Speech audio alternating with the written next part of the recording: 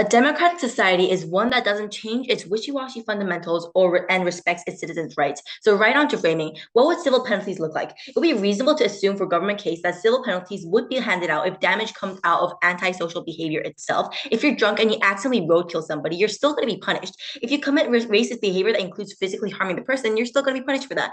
Doesn't mean the punishment, the active harms, the material harms of these actions won't go unpunished. It means that if these behaviors have no material harms out of it, then it won't be punished and it shouldn't be punished. Also, it's reasonable to say that acts like drinking and swearing aren't going to be punished just because it's in public. More that the action itself is an antisocial behavior, the fundamental of itself is antisocial behavior. That's the reason why we're punishing it, not because it's in public perception. This would mean that more. This would mean more CCTV and invasion of privacy actively punished in order for antisocial behavior, in order to have any impact in today's debate. Because if you want to punish somebody, then you have to have evidence on it, and you have to constantly monitor people to prevent them from doing it. Also, second, what would antisocial behavior look like? It looks like racism, drinking. It looks like drinking, racism, and protests that aren't allowed by the government. And note that the actions like vandalism or things that are already being actively punished by law don't apply to this instance of antisocial behavior. Now, right on to my first substantive argument on the principal justification of the government's role to ensure abolishment of antisocial behavior. The first thing I'm going to talk about here is what is the government's role? The government and the citizens have a mutual social contract. The government has a duty to create a livable society for citizens in return for citizens paying taxes and abiding by the regulations set by the government. The government's role doesn't just stop at the extent of guaranteeing law standardized safety, but it also means respecting citizens' rights and allowing them to be having an autonomous, livable, and happy society. This is because citizens consent to living in a democratic society on the basis that they are going to live under a government that respects democratic principles. Now, second one, what I'm going to talk here is on why this is an infringement of government role. First off, it's an infringement of freedom of rights. Freedom of rights. 3 points here. First, on the freedom of speech. Let's take swearing as an example. Freedom of speech is completely within our right. Whether or not swearing hurts somebody's feeling or any controversial speech at all is being said, it is within our right to say it. Because first, the standard of controversial speech is also extremely subjective and a critical point to minority communities whose speech are always considered alien and controversial. And second, by actively stopping people from saying racist remarks or controversial speech, you do two things. First, people don't just stop being racist because they can't say it. Their thinking process doesn't change because of this antisocial behavior. This would simply mean simply more clandestine dealings or social affairs that go under the radar to actively commit to racism. And even if that were not true, then the op team is set on punishing everything, and that would mean a severe infringement of privacy everywhere. It would mean like China's level of CCTV and monitoring, not to mention the material waste of it of installing new monitoring mechanisms and citizens backlash on this. So either way, they lose. Also, second impact here is on less public discourse on controversial issues. People become desensitized if the law actively prevents people from talking about such matters. One of the main mechanics and strategies of solving racism, sexism, and homophobia is actively and constantly dealing with people who say controversial things. We would say the best way to solve these antisocial behavior is two things. That is not law. A, social criticism and public discourse, and B, active policy dealings and riots in the society to spread positive awareness. Now, second, I'm going to deal on the freedom of action and how this also infringes on that right. First is more importantly on drinking. It is within our physical rights to look. Coffee is also like drugs. It harms our bodies too, but we still drink it because we weigh the pros and cons of drinking it too. Drinking too also could be a way of relieving stress, and one of them is largely just considered by society one of things we can like drink. Even if it's bad for our body, the government can discourage it and they can do campaigns on discouraging it, but what they can't do is prevent us from consuming what we like if it is within our rights and within our rights. Also, third, on the invasion of privacy, this will be also extended in the second argument, but for this to be feasible, the government has to constantly monitor every single word a citizen says, does, or think. The impact of this will be extreme material waste and extreme citizen backlash, and people just feeling uncomfortable because they feel that they have no freedom of right. Their government is becoming an autocratic, tyrannical form of government, and this is simply just excessive. So how does this fill the government's role? This is simply because of two connected mechanisms here. It is simply the government's role to not infringe on the freedom of rights and actions that we have just listed before you. And now, before I move on to my second argument on how this is simply not feasible, even if it were to be principally justified, I'll take POIs. Okay. All Three. right. What if hey, I point. Okay. What if a drunken man in a fit of rage stabs a person to death? Is he now unpunishable by law? I would like you to listen to our framing. Look, if you roadkill somebody because you're drunk, you're still going to be punished for that. You literally murdered somebody. What we're saying is, if this anti-social behavior doesn't have any, if this anti-social behavior doesn't have any material harm to it, you're not going to get punished for it because the behavior itself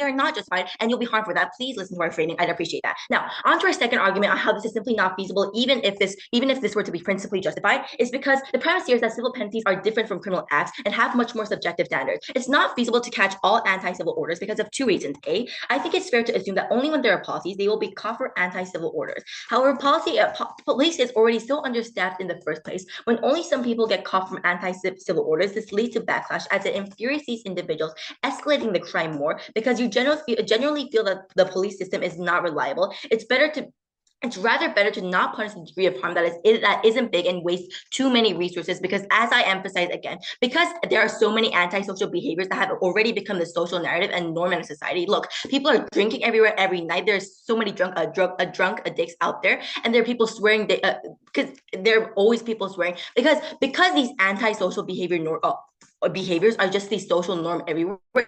It's going to be so hard to catch the majority of people without proper monitoring. And even if you wanted to, then you have to put extreme amount of material waste on something that citizens will disagree on because in our current society we do not tolerate extensive monitoring and CCTVs and recording audios put everywhere in our houses just because we want to or talk freely with our friends and have exercise our own rights. And second point here, there is an invasion of privacy if you want to catch all these things. If you want to punish people for swearing, you're going to have to make a lot of CCTVs and much more, as I just analyzed. Okay, the impact of this argument is that only some people will be getting caught for anti-civil orders. We already tell you why this is harmful as well and why only some people are getting caught. If you're only going to rely on CCTVs and auditory monitors on the streets, then all people will be doing is resorting to drunk and racist remarks within their houses or clandestine dealing to do with it. It's not going to change anything in society. It's only going to suppress people's rights and make people desensitized to the matter and reduce the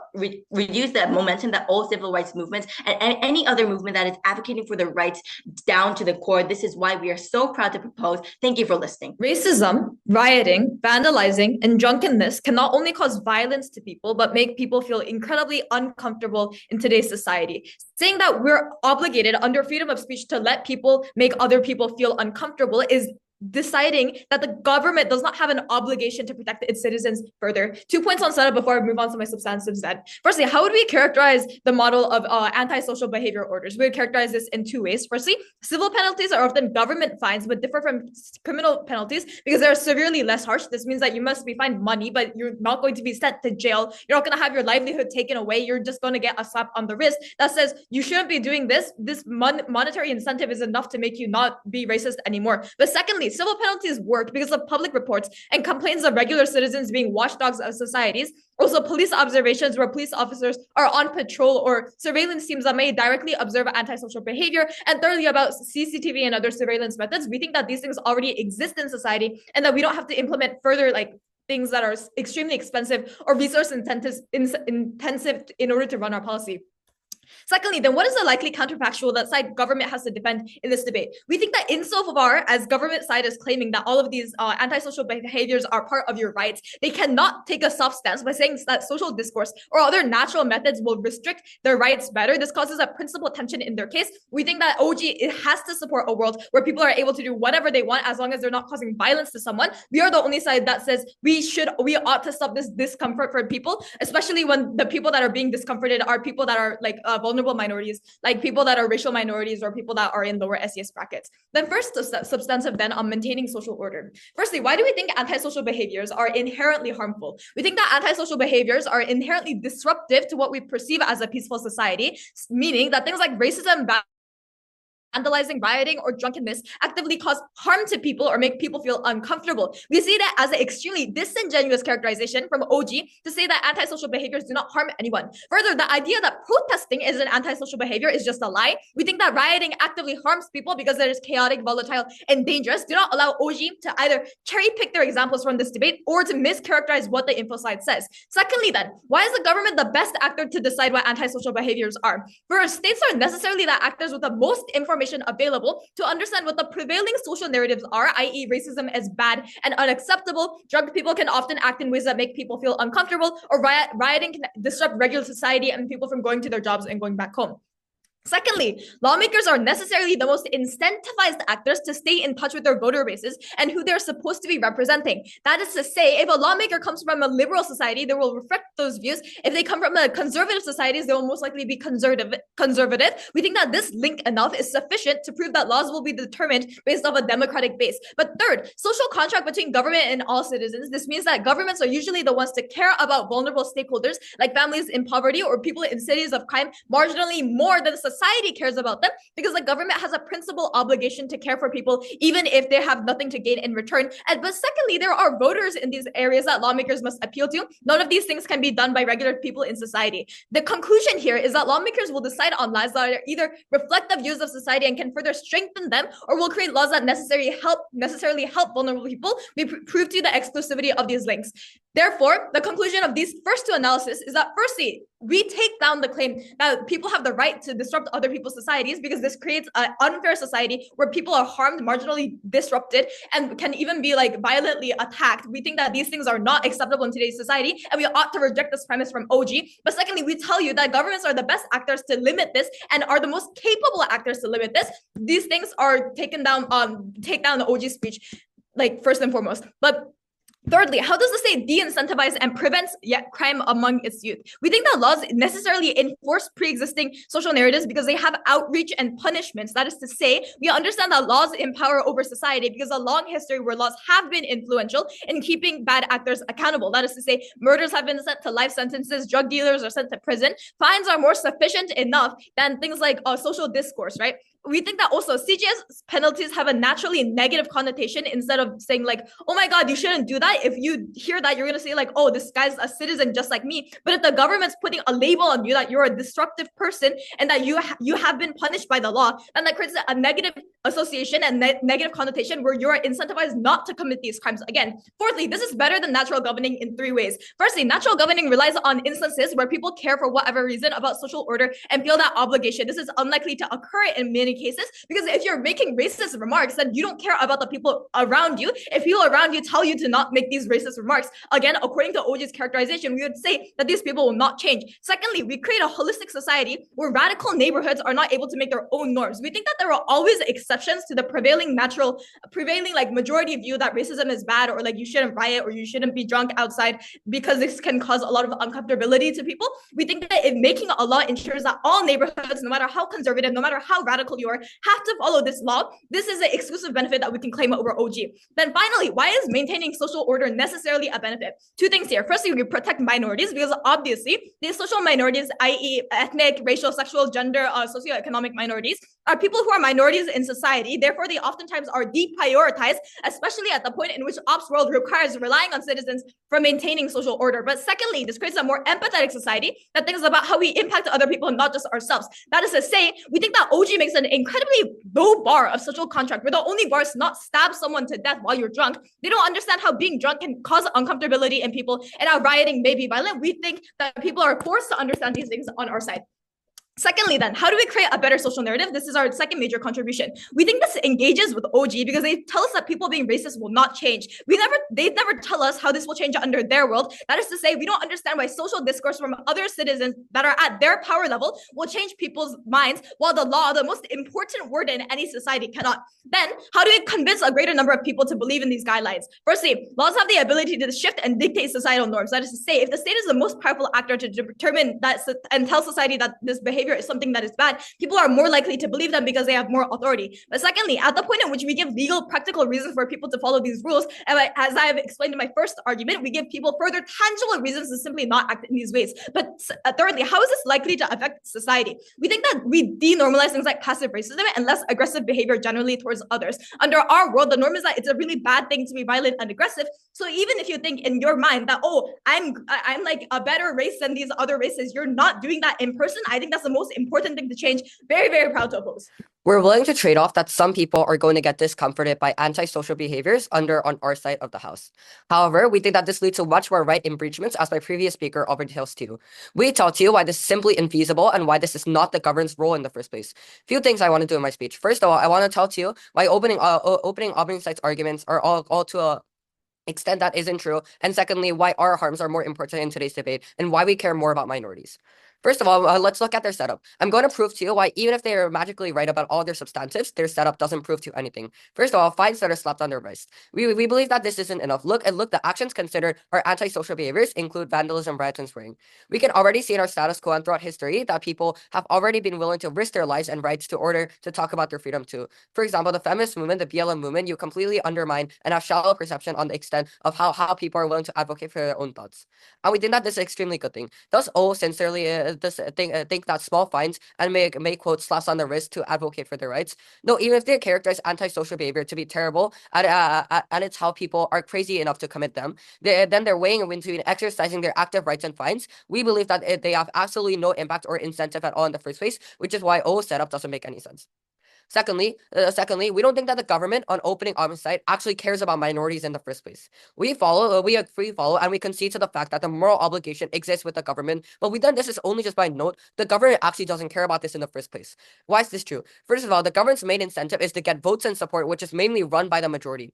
If the majority of the individuals in society don't care about the minority, the government also doesn't have the government also doesn't have the obligation to take care of these minorities in the first place, because obviously if they support the minority, they're going to lose the majority support from the public in the first place. This is how the government's incentive is run by. Obviously, if the majority doesn't like the minority, the government side obviously wouldn't help the minority as well, which is why the government on opening Auburn side cannot argue that these kind of policies are going to help minorities more in the long run as well. I'm going to explain more to you in my argument later on why this harms minority more in the first place as well. Thirdly, I want to compare racist remarks and harmful societal behavior to freedom of speech in the first place as well. So for coming a harmful societal behavior, we don't think that this is to a large extent as opening Auburn side tries to argue in today's debate. We don't think that racist behaviors and racist acts aren't going to be as much in the first place, as we already told you that there are natural incentives in the first place as well. But secondly, and more importantly, if this goes against the line of like antisocial behavior, this obviously becomes going against the law, and you become a criminal in the first place as well. People obviously have natural incentives to not become a criminal and not to go against the law boundaries of the law. Opening Auburn side tries to exaggerate this argument so much to argue that people are going to obviously go against the law, and everyone is going to do so harmful behaviors in society, which is completely untrue in the first place. Is first of all, we tell you natural incentives, and secondly, why these people are also going to be behind the boundaries of the law in the first place as well, because they have a lot of things to lose, especially the majority of individuals that are going to be drunk or commit these kind of behaviors as well. But our freedom of speech is way more important, because we think that the freedom of speech that opening Auburn side is oppressing is the freedom of speech of minorities of individuals as well. This will explain more in my argument, but we think that the marginalized stakeholders are also going to get harmed on their side of the house as well, and more individuals are not going to be able to talk about what they actually want to talk about and express in today's debate. Okay, moving on. They talk about government gets to choose standards of a right or wrong because they're the most benefiting actors. They said that the government represents the majority of rights and that lawmakers include the majority opinion. They should be allowed to do so. But at the same time, Judge, they conceded in their second substantive, let me quote, that they're extremely underrepresented and the majority doesn't understand them. This is the case when government can become one of the suppressing minorities, can suppress minorities as well. If we follow their mechanism of following majority opinion and majority doesn't like the minority, any sort of controversial speech proposed by the minority will be suppressed too, as I mentioned more as well. What opening Auburn side is doing is for the small discomfort that majority feels, because majority is apparently small-minded and unwilling for public discourse. They're just gonna go back to the 1950s and actively suppress people that they don't understand in the first place, because majority doesn't understand their minorities like they want to talk about. We know that democratic principles are being perfectly infringed here in the first place as well. Democracy isn't about comfort or babying adults, it's about respecting all rights. With that in mind, I want to move on to my third argument on why this shrinks minorities' rights as well. The underlying premise is that under the government having antisocial orders, this shrinks the capabilities for minorities to actually talk about their struggle. While protests can be feasible, the government under unauthorized rights has the right to choose what process they want to allow and what to not. So therefore, it's not possible for opening office side to assume that protests can also happen under on their side on the House, because the government under on their can also choose what agenda to impose and what agenda to not. What this means that it gives the government power to oppress certain minorities' rights that goes against the government as well. For example, making protests that goes against the government is also almost impossible to make, which shrinks the minorities and already a marginalized power to actually talk about themselves. I think a parallel example of this would be Singapore. While Singapore is a very clean country that has a clean city and looks organized, things like protests run by minorities literally don't happen or is quite rare in the first place as well. Why is this true? This is true because obviously the Singapore government doesn't want minorities to go against the government and talk about things that actively go against them in the first place. This undermines societal change to actively happen and for minorities to talk about the struggles. Point, sir. Secondly, this is so harmful because when they have anti-civil orders, the government can enforce all their standards to oppress one group as well.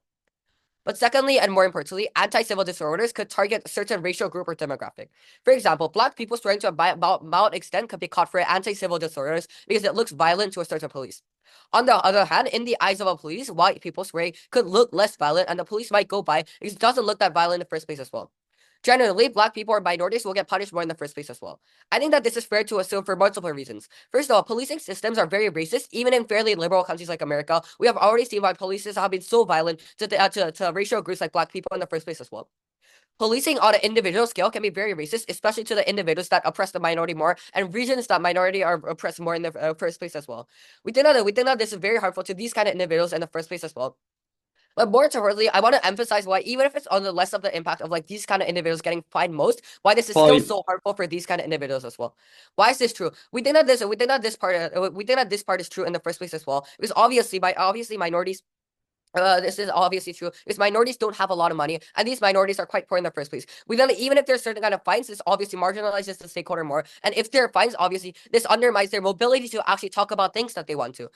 Note that this is not justified to minorities as they are the most vulnerable stakeholders. Even if there's certain kind of racist acts on society to these kind of individuals, we then a trade-off here is that keeping their racist rights to themselves versus minorities able to talk about them and creating actual change within our vote is way more beneficial to minority in the first place, and also a more justified society and the government that actually fulfills their role. For these reasons, so proud to propose. For the minorities living in conservative areas who are afraid to walk out of their house every day because of aggression that cannot be punished, we think that it is through anti-social behavior orders that we actually give that feeling of security and safety. That is what the justice system ought to do. Before anything, a few strategic observations to make. First of all, notice how the OG never actually proved to you why their world is any better. They have an extremely unfair characterization of the state. If what they say that the police and the state are so bad and are terrible actors, note that the impact of more Black people being prosecuted still exists under their world, but they are being sent to prison for years for another random reason instead of just paying a fine. That is to say that OG, in order to actually win this debate, needs to have a more charitable framing, but they never actually prove why their case still stands without that. But secondly, OG's stance is just incredibly shaky. They tell us that rights are more important than other people's livelihoods and rights. Here, they cannot suddenly claim that social discourse and natural ways of preventing harm can restrict people's rights better because that is a direct principle contradiction of what they are saying. Notice here that their attack and their push that our policy does not work also causes tension in their overall case because they believe that not restricting rights are good. This means that even if DLO is able to prove that our policy isn't necessarily perfect, their harms about the government being authoritarian also doesn't exist. That is to say that this contradiction should be enough to make you believe that their case doesn't stand for anything and are incredibly defensive instead of actually contributing anything to the discourse of this debate. But thirdly, side government cannot just make a generalization that people will not do antisocial behavior. That is to say that the entire reason this debate exists in the first place is because riots for BLM have burned down buildings and killed people, Black people are being shot and killed, and gender minorities are being discriminated against in areas like the Middle East. We think that it is incredibly disingenuous for OG to just sweep this under the rug. Further, we think that we are the only side in this debate to actually stop racist police officers and harmful actions from committing these actions before they have actually committed these heinous actions in the first place, which will be discussed further on in my extension. And quickly, a few responses. First of all, OG takes this incredibly shallow stance again that protecting individual rights is much more important. We think that rights are compromised when they harm people. That is to say that at the point in which a lot of minorities in society are afraid of being discriminated against, at the point in which they feel fear and they are limited from living their day-to-day lives, we think that it is justified to limit the rights of the people who are making them feel like that in the first place. But secondly, why is it that the social majority does a worse job under their world of protecting? Because their alternative that they give you is that they just get natural governance through the kind of discourse. Obviously, these are social minorities, so they have struggled, so they're going to struggle much worse when you're just letting voices like whoever's the loudest and whoever's the majority to dictate the social norms. At least under our side of the house, we have that kind of cohesive, unified social order. And in my extension, I'll be proving to you why it is more likely that the law and the state are better at protecting these minorities. And now quickly, a few notes on rebuilding. First of all, we tell you in our first argument how we get better social order, unison, and cohesion. We tell you how we maintain more unity and a similar stance across different areas. That is to say that we reduce things like polarization and conflict between communities, because at the point in which certain areas are extremely radical, extremely discriminate against a lot of these minorities, we think that that's harmful. Whilst their side seems to argue on the very best case of their world and these extremely liberal communities that somehow manage to uplift the voice of these minorities, we tell you that the reality is that there are these other extremely radical areas that are actually quite large in size. But secondly, we tell you how we create a general social narrative that prevents antisocial orders. This is important because we prove to you why it is through antisocial behavior orders and that law that gives people tangible reasons to follow these ideas. Not only that, but we also tell you why it is through the laws that the state is able to best, create that kind of narrative and best dictate what people believe is socially acceptable or not. We think that's very important in trying to create a general unified narrative that prevents people and deters them from acting in these violent ways in the first place. Before I move on to my extension, I'll take a POI from closing if you have any. Yep. So are antisocial behaviors selectively applied against minorities? No, obviously not. But generally, if people are acting in these ways that harm others, we would think that's bad. If you're constantly being drunk and you're trying to walk around hitting people or swearing at them, obviously that kind of uncomfortableness is also really bad. And we think that that is also justified to limit as well. So now I'll move on to my extension on how we get better trust towards the state. First layer here, what is the purpose of this law and what are the regulations likely to actually look like? Note here that the state is unlikely to completely limit all actions of civilians to an extreme extent. And that is to say that the state doesn't want extreme social backlash and protest from society. Therefore, they're unlikely to limit extremely. Instead, it's more likely to look like generally just limiting bad actions that have the risk of manifesting sometimes into physical harms, such as drunkenness and racist or discriminatory remarks or just rioting. That is to suggest that the state likes to some extent having social movements and that level of discourse because they know that otherwise, if they try to limit their actions, the movements are only going to become more loud and cause more hatred towards the state, which is something the state does not want. So second impact then on deterrence of harmful behaviors. At best, note that the comparative of GovBench means that you only punish these acts at the point in which the terrible harm has already occurred. Why is this true? Judge, note that this analysis is debate winning and is one of our most unique contributions in this debate because we tell you that people are already drunk do not have the agency to decide when they are drunk driving and drive into a random human. They don't know what they have done wrong and they don't know that they shouldn't have done that. That is to say that from the moment that people are drunk, they don't understand the law and they can't limit their actions from killing people or hurting others because they're drunk out of their minds. People that are rioting cannot stop themselves after they have started because of their mob mindset and adrenaline that has started. So it is extremely difficult for these people to understand and have the agency themselves to stop themselves from burning and building or trampling over a person. OG's case lies on a dangerous assumption that they can stop people after they have entered the slippery slope of this action instead of stopping the prerequisite of the actions themselves. We stop these harms before they have actually happened. The nuance in this analysis then is that antisocial actions are not only disruptive, which is why we should limit them on a very basic level because it causes people to feel uncomfortable and disrupt social order, but it's a very slippery slope that we ought to limit to.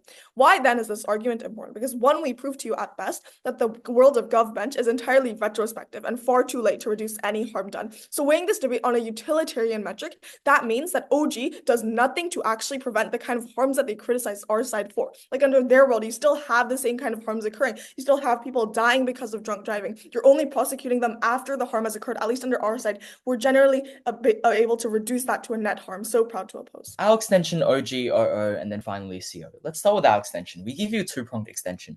The first was to explain that antisocial behavior orders are incredibly selectively applied and that necessitates them being abolished on a principle and practical level.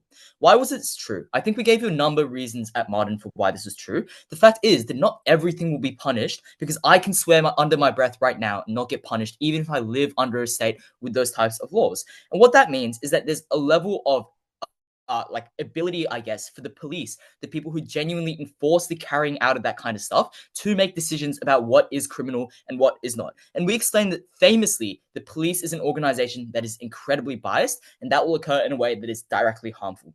For example, it looks like the white man going free, while the black man and the Asian people are not, yeah? It looks like, for example, how in the USA, use of meth is something which is use of marijuana is something that's highly criminalized because it's used by black communities, whereas the use of cocaine used by predominantly richer white communities is far, far less prosecuted. That is the difference in this debate. It is a difference between whether these crimes at all are prosecuted because of racist differences. OG, to their credit, hit the part of this. They said that the government might oppress minority discourse. But what we explain further than that is that even if the government has nice incentives, the way it is carried out on the ground by the police officers on the ground is incredibly bad and incredibly subjective. We expand and explain why the economic harms on minorities getting these fines is so bad. Many of these people are poor, they are living paycheck to paycheck, and to deprive them of any extra money is incredibly harmful. Our second extension was even better, and it didn't get responded at all, which was to explain that this places the impetus on the government to preemptively improve conditions for minorities.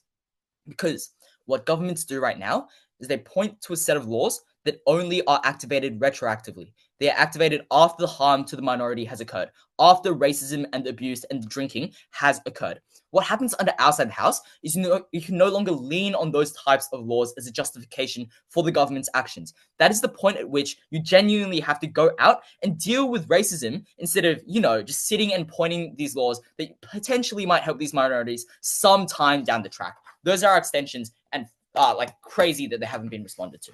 Okay, let's start with how we differentiate ourselves from OG.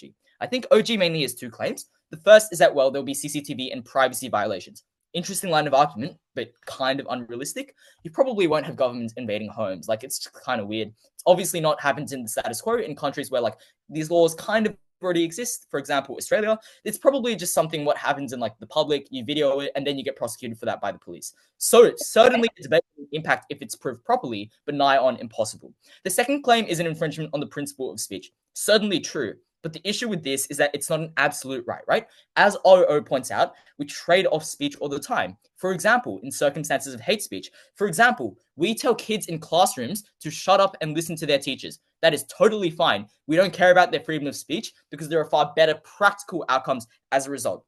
They don't explain how this trade-off occurs. They don't draw the line of where this is acceptable or unacceptable. What we do is we provide the missing explanation of why it's so bad that these orders are selectively applied because of the impacts on those people's lives, and directly why that warrants the abolishment of those laws. We fill out the entire logical chain.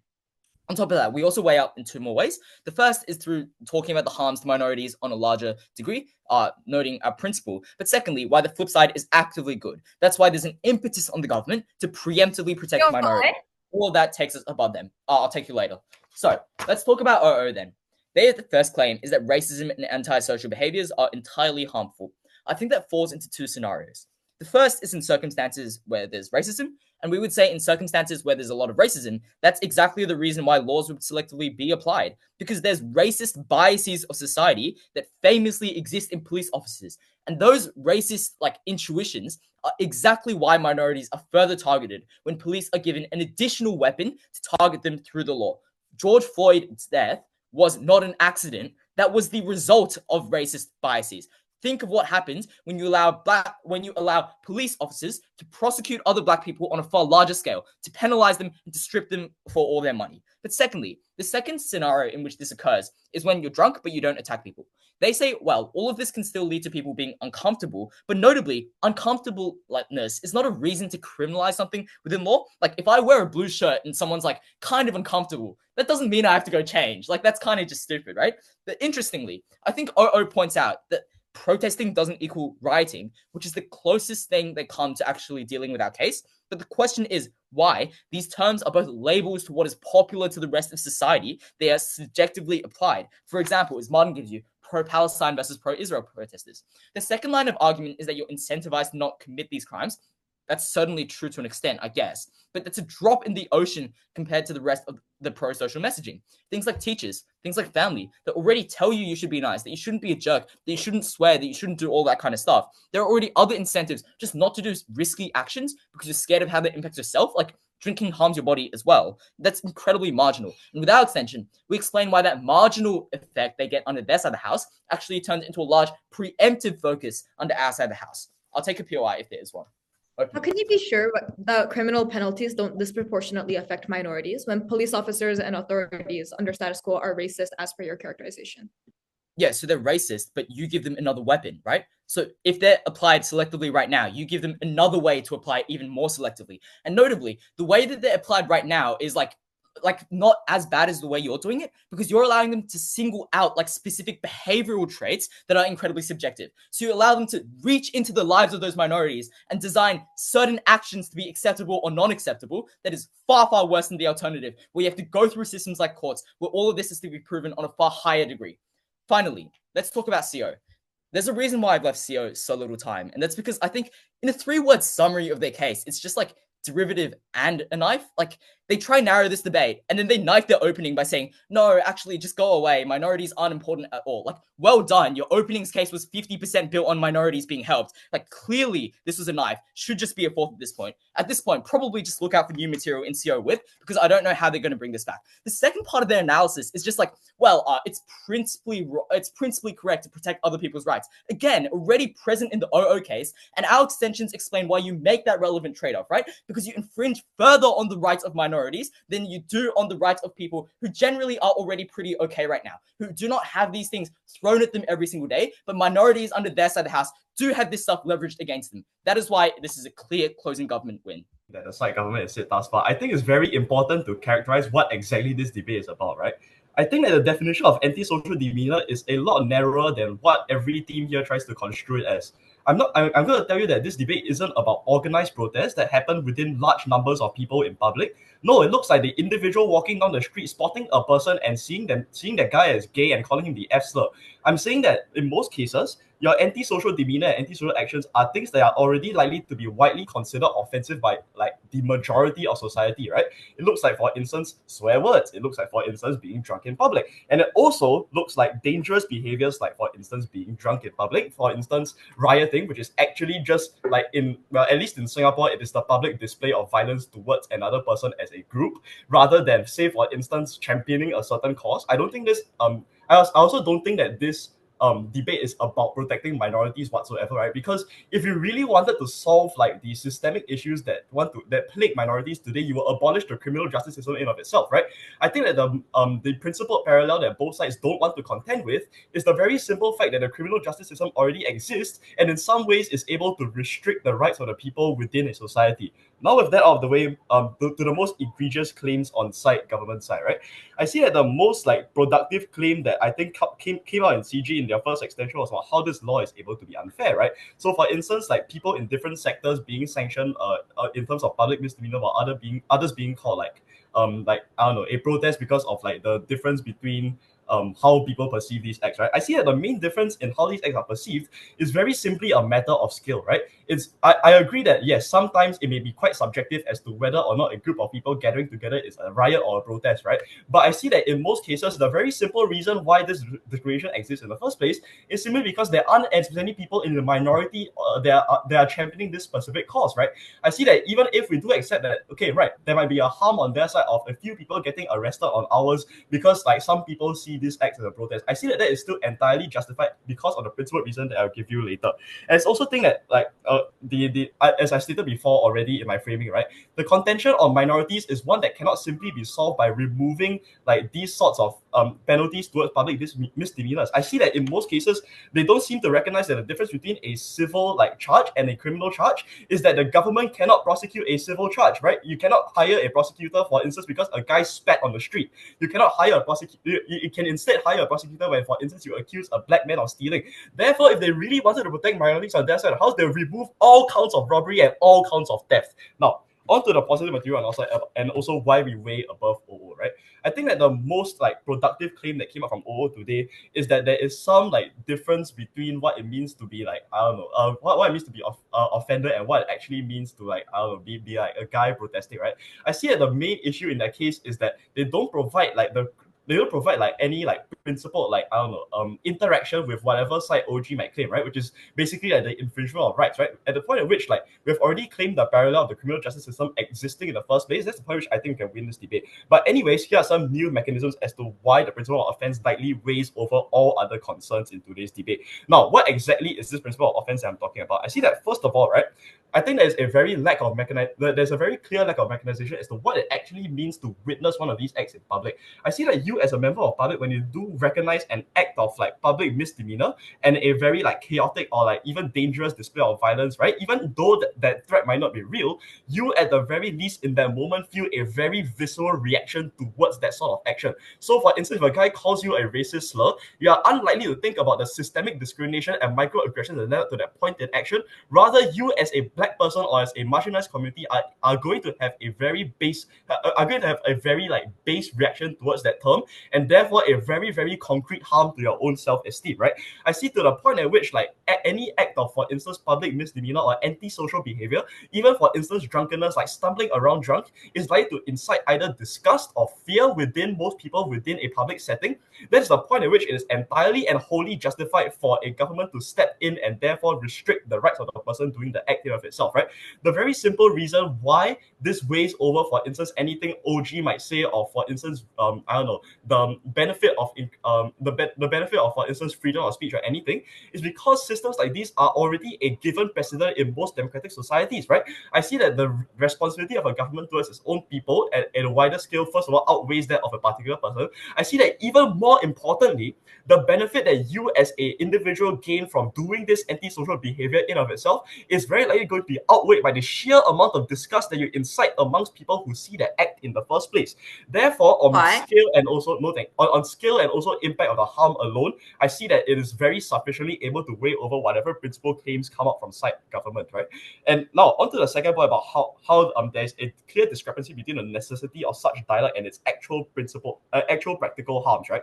I see that in most cases, I don't really think that for instance, drunk driving is something that is going to be decriminalized on outside the house. I think it's still going to be criminalized either way, right? But what the clear delta in this point, in this debate, is about the risk of there being a drunk driving incident in of itself, right? I see that the point at which a government is able to prosecute a person for being publicly drunk, is able to punish a person for being publicly drunk, is the point at which they recognize that there is a very clear risk of that person going out and doing something wrong, right?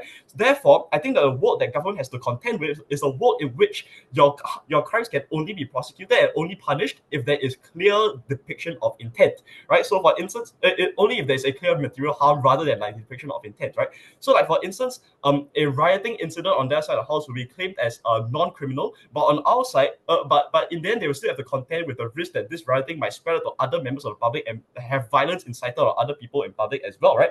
I see that their world is a world in which, for instance, attempted murder is going to be decriminalized, but the actual murder itself is only going to be principally charged, right? I think that the precedent that is set on their side of the house is one that is extremely dangerous because they simply don't recognize that in most cases, people doing these antisocial behaviors in of itself don't have a very clear biological or even physiological need to want to express these harms in of itself, right? This also weighs over whatever side government want to say about closed doors racism. Yeah, we're able to accept that in most cases, your racism, we're able to accept the harm of racism being forced into closed doors. That's the reason why we have domestic abuse as an actual criminal and prosecutable charge, right?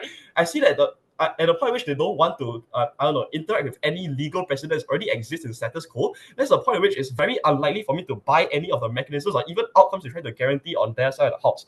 I think at the end of the day, and the aims of the criminal justice system very likely just boil down to these 2 points, right? First of all, incapacitation of a person who is likely to commit harm unto members of society, and second of all, just the outright retribution towards other people for inciting a sense of disgust upon them. That's the metrics by which we in this debate go beside CEO. I think the first thing to know is that any behavior that physically harms other people would be classified as criminal charges, and I think would exist outside the scope of this debate. So all the examples of like drunk driving, burning buildings, etc., I think we prefer these to be classified as criminal charges, because I think in the criminal court, there's precedent for these things. They're far more like actually like trying to look for evidence. It's guilty beyond reasonable doubt. I think it's in these cases where sentences are also probably the most rehabilitative, or probably the most like they can make them learn the most. But also to know, I think that these antisocial behaviors won't really change people's behavior or like be a very strong deterrent, as OG correctly pointed out. I think there's numerous reasons why.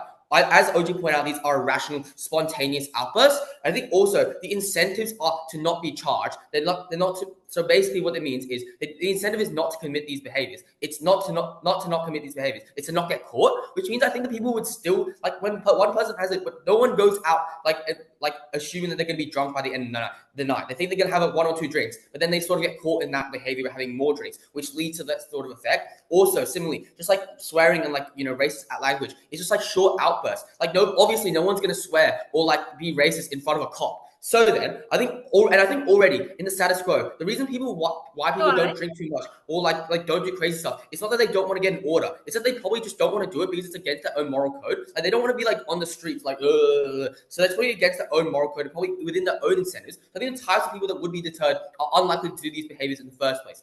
So then, firstly, an extension. Why these orders are applied in really selective and bad ways. Firstly, antisocial behaviors are stuff characteristic to everyday life. Often the definitions are really subjective, and the writing these orders are up to the discretion of the officers. OG tell us that it only targets certain people, but let's talk about who these types of people are and why it's bad. So, harms. I think firstly, it's inconsistent in numerous ways because one, it is subjective. There is no precedent, there is no precedent that a criminal charge might have to maintain that consistency, i.e. each officer will give different amounts of orders for the different things. 2, it's hard to define. For example, rioting is really hard to define. Like the rioting they tell us about like burning buildings, that's obviously like very harmful rioting. Those things are criminally charged on the status quo. That's why people were charged with the January 6th riots and stuff like that. Or like tons of people were charged as a result of BLM doing like really bad things. These are individual criminal charges. I think then the difference between a rioting and a protest on being given a social antisocial behavior order, the differences are really little. It's hard to define these. I think that's already pretty vague. Thirdly, most uniquely, we tell you that it selectively targets minorities. Few reasons for this. One, often the most over-policed communities do have the most minority groups living in them. They're probably this is when they're exposed to the most antisocial behavior. 2, it is often so unclear. Because it is often so unclear, it often falls on the intuition of the police. So, why the police is biased? I'll take the POI later. Statistically, the vast majority of crimes do occur among these disenfranchised groups, which officers deal with every day. So then, that's a self-reinforcing statistic and an internal bias. Empirically, it's also true, just like numerous cases of this occurring. There's also a lack of accountability for these officers uniquely in these antisocial order circumstances. Because given that technically the person who has done an antisocial order has done something wrong, this means that the amount of, for instance, media or like civil scrutiny is really limited against this police officer.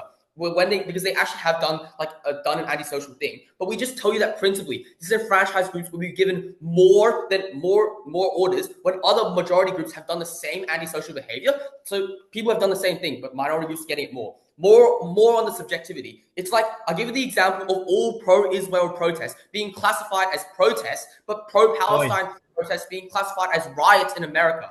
So then, at the end of this extension, what you ought to believe, A, these orders are given out very inconsistently and unfairly. So when one person gets an order, someone else might not get an order, even though they did the same crime. OG tells us it's hard and immoral to give out these orders, but more than that, we tell you that the law ought to be consistent. The reason why you should weigh this, that the law should be consistent, is because if the law wasn't consistent, it would be immoral. Often punishments and retribution are publicly interested topics. I think people ought to be able to interpret what the crime there is doing is bad.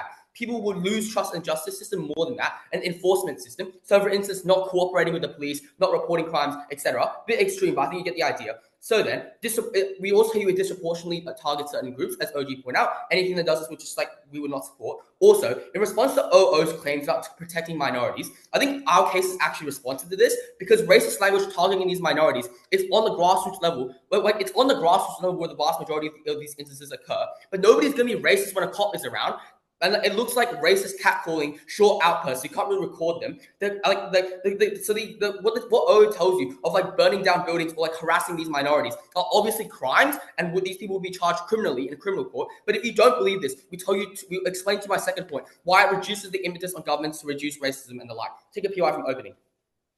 We can have civil fines that stop people from entering the slippery slope and criminal punishments against retribution when a person is killed from drunk driving. Any responses against Ain's unique extension? So you can have, what we're supporting is, we're saying that the vast majority of these like antisocial behaviors that you talk about in your examples would be charged in a criminal court where there's precedents, where there's actual like guilty beyond reasonable doubt, which means that minorities aren't charged unfairly with these sorts of crimes. Okay, let's talk about, secondly, why it places the impetus of governments to reduce racism and the like. So it's sort of like a chilling effect, right? Because like in op world, government can just say that we already are doing enough to deal with antisocial behaviors and keeping society safe in the status quo. But it's just not true that it's not true that these behaviors aren't occurring. So with all the harms of why like these antisocial orders are bad, we force the government to be more proactive and deal with on the ground issues of underprivileged groups and committing these and people actually committing these behaviors. So I think the impact of this is, for instance, like more awareness within these communities, like stronger funding, it's like more proactive, trying to reduce the gap, like why more like minority groups are getting these orders than majority groups. So then I think we actually like just win on OO's metrics. But then OO describes antisocial behaviors making people uncomfortable and harms other people. I'll deal with the example of rioting. I already told you that. But two, OO says incentives to not make these behaviors. But like, let's deal with the people actually labeled by these orders. So these types of disenfranchised people are already being stigmatized by society. The rest of society already is like sort of looks down on them because they are poorer or they do statistically commit most of the crimes, unfortunately. So I think they'd be really unaffected by these incentives and labeling. I think they'd still do these actions. So I think the incentives fall out of this debate. But also, making people uncomfortable is such a bad metric to give people orders. That's the reason why pro-Palestine protests are labeled as riots. It's because all the pro-right communities call the cops on them because they hate them and that makes them uncomfortable. So then, on your side, making people uncomfortable gets people in order. Huge harms, moral harms, practical harms to all groups inside opposition. For these reasons, proud to go. Okay, let's start with what the PM told us before I move to closing. I think the first thing that they told us, which has been repeated several times in this debate, is that antisocial behavior that does not accrue in concrete harm should not be punished. I don't think this is the case, and I felt that my previous speaker has already hammered this down. Like, just because there isn't a presence of the harm accrued, it is not the reason why we are prosecuting it. It's because of the potential harm that could be accrued. For example, if you go out onto the street and you're drunk, the fact of the matter is that you could have assaulted someone in a drunken state, or if you were drunk and you chose to drive on the streets, it is not just civil disobedience, but it's also punishable by law because of the potential harm that could be accrued. So it's not necessarily just about the intent, whether the intention was there, but rather whether the potential for harm is there. Like, drawing existing parallels to this criminal justice system, which is like obviously derivative of this debate, right? Understand that like even like you are going to be charged for attempted murder even if you didn't murder the individual. Like such existing checks and balances are there to secure an additional layer of incentive as to why they shouldn't do it. The second thing they tell us is about the ludicrous claim of like high capital spending on like monitoring antisocial behavior. I think the main thing about antisocial behavior is that the more individuals it reaches, the greater the harm it creates. So this means that you can swear and cuss all you want in like your own private room, like that's completely fine. But the moment you are stepping out into a public space where there are lots of individuals who don't consent to your obnoxious and like foul-mouthed behavior, then you shouldn't do these things. Because the greater the number of individuals you affect, then the more obnoxious your behavior is and the more your behavior should be punished. And that obviously ties into the fact of why it's so easy to enforce, right? It's because if these individuals are being obnoxious / racist in public, like it is obviously going to be punished. And the fact of the matter is that there's no better way to establish social taboos than to enforce it by law. Like, they come up with this like whole ludicrous claim that we need to we need to constantly have antisocial behavior in order for individuals not to be desensitized to it. Like several responses to that. Like you don't necessarily need to have a world full of murder in order to prove why murder is bad. And and we flip this and we tell them that the constant exposure and saturation to a crime is the main desensitization because it loses the shock factor that it has. For example, if you grow up in an environment where everybody constantly uses racial slurs, you're ultimately going to be desensitized to it because the impact of it and the frequency of it causes you to understand that, hey, maybe this isn't very bad because this is what society perpetuates. What DPM tells us is that the government is going to trample on minority support. I mean, that was a large part of the debate, which closing was like piggybacking off, but like I'll just respond to it as a collective, right? The worst case is that minorities are going to get trashed on both sides of the house. Like existing checks and balances in existing criminal justice system means that the prosecutions against like these like black minorities already exist in the status quo. And the fact of the matter is that this civil disobedience is going to be like very minuscule as compared to the other like weapons that like the racist police have in their arsenal to prosecute these black individuals. Like for example, they could prosecute them for like rioting or like being drunk or come out and concoct like even more ludicrous like claims against them rather than the simple act of civil disobedience, right? I don't necessarily think why this civil obedience is going to add like such a massive arsenal. And even if that is the case, right, we think the existing checks and balances against like the police being such like dreadful individuals, we tell that even in states, even like horrible authoritarian states like China or Russia aren't the places in which debate is taking place. And we're talking in places that have like a basic rule of law where like your police is not completely corrupt to the point whereby they are used like existing laws meant to protect minorities, bash them on the head. Like that obviously isn't the world in which debate is taking place in, right? That's a very, very unfair characterization. And the entire debate of like closing and like DPM was built upon this. Let's talk about MO. MO tells us that no one is going to be racist when the police are there, but then when the police leave, people are going to be racist. Like, fine, we don't necessarily accept this, but this is the worst case scenario. But this is definitely better than the best case scenario, right? Like in their best case scenario, people are going to scream racial slurs even when the police is standing next to you. The fact of the matter is that the police is obviously not going to enforce it. Like they themselves consider that no one is going to be racist when the police is there. So the fact of the matter is that there is at least some existing social taboo or some kind of enforcement against it, which is obviously better than nothing. But when the government neglects this, what actually happens is that there's going to be like essentially the government is legit these forms of behavior because it's refusing to enforce it, which means it is now okay for you to scream racial slurs at any black man on the street. It is now okay for you to vandalize some random walls and like paint like the town red. Now understand that these are all very uncivil behaviors that we don't take. So the parallel on their end is to they tell us that that minorities shouldn't be prosecuted, but the fact of the matter is that the parallel on the end is to abolish anything that over-represents minorities, right? Like prisons over-represent minorities and are obviously more like harmful to minorities. Like why don't we just abolish them by like that metric? But before that, I'll take a POI. Yeah, so what we explained in our extension was that you give an additional way for police officers to go into the daily lives of minorities and victimize them. Obviously, we're not standing for total abolishment, but we're saying that this is a particularly uniquely pernicious weapon that can be directed